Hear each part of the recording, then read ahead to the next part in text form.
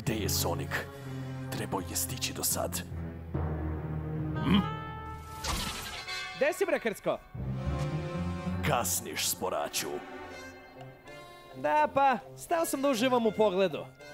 Ova planeta je poprilično strava. Lepa je ovde. Da, i ti bi volao ovo mesto da nisi stalno tako namrgođen.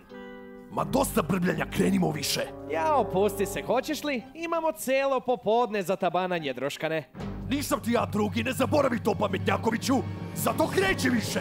Nisam došao ovde da mirišem cveće. To je tvoj gubitak. Ne znaš šta propuštaš. Ali ako bi radije da te izmataram, onda... Umokri! Vrati mi smaragd koji si ukrao. Inače... O! Mozak ti je čak sporiji od nogu.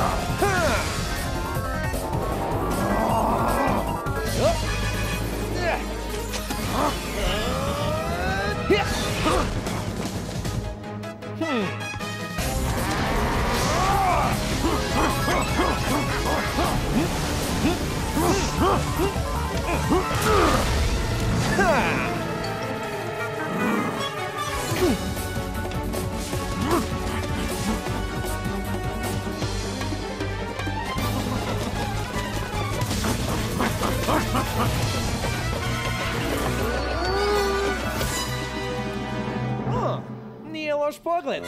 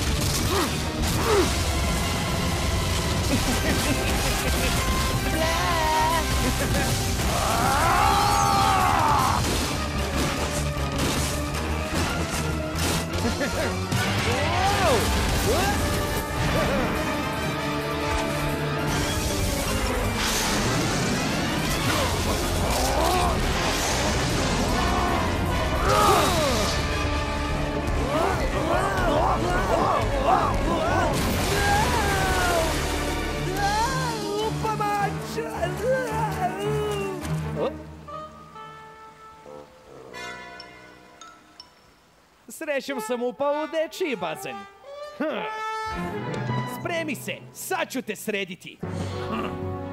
Završimo ovo sad!